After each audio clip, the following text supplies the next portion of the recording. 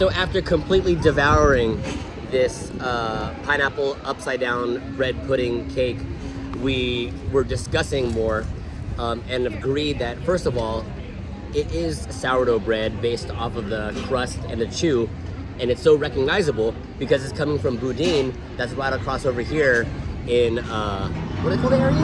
San Francisco. Oh, San Francisco. And JC was saying that it's probably the bread coming from the inside of the bread bowls where they put the the clam chowder and stuff inside of it. That's very much San Francisco, very much Boudin. And not only is it more like sustainable and like they get to use stuff that might actually end up getting thrown away, but when you make a good bread pudding, it's actually better to use like a day-old bread because you get the texture. You get the texture of and a better bite for the bread. Almost like when you're ordering like fried rice at a restaurant. Yeah. It's better to have like a day-old fried rice. Fried rice. Because it dries out a little bit and it's easier to fry. Because like if you're making a fried rice from fresh rice, it has to be an extremely hot wok because you have so much moisture to draw out.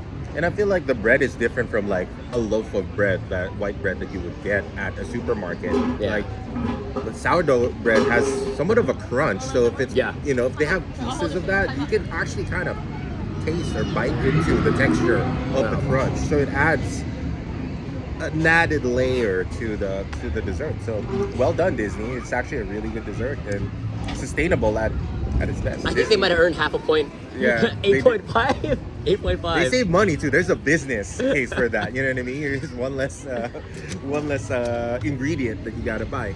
All right. So speaking of Americana, we're gonna go with that theme, and we're going with a peach pie. Melanie's a peach pie cobbler. What is it?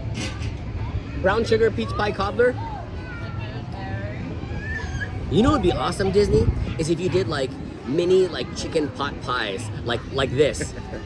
that would be good. It actually looks like a chicken pot pie from brown sugar. Brown sugar. Far. Peach pie.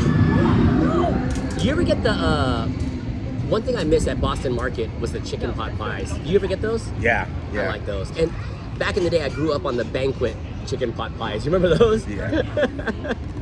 All right. So dig in. You can see there's a lot of texture up top on the pie. Sugar crystals. Oh look, you have full slices of peaches here. So it's not just like a pudding, if you will. And it's not like blended. It's nice and chunky. I can see the flakes on the side. I can almost kind of imagine the texture just looking at the flakes. You know what's good about this peach pie? First of all, A, as you guys know from previous videos, not too sweet, which we like. B, it's actually like fresh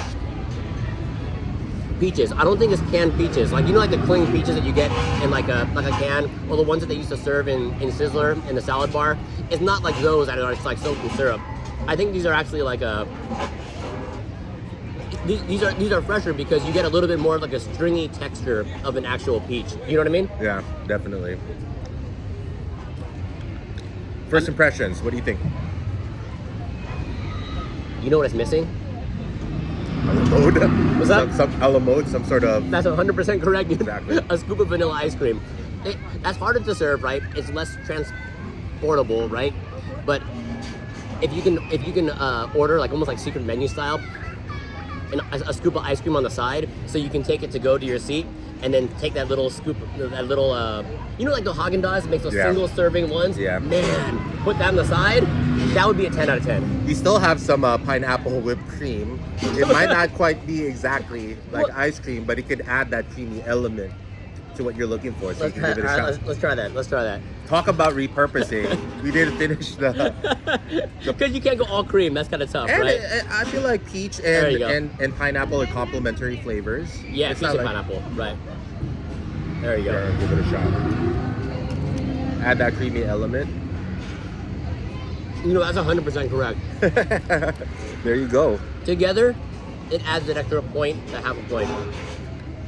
Yeah, because the peach flavor is strong, but sometimes if you kind of balance it out with some cream, some sort of berry, it kind of just adds to the whole package. I think it's really good. With the cream, it makes a big difference. Oh yeah, big difference. With the cream on the side, I would put it at an 8, at a solid 8.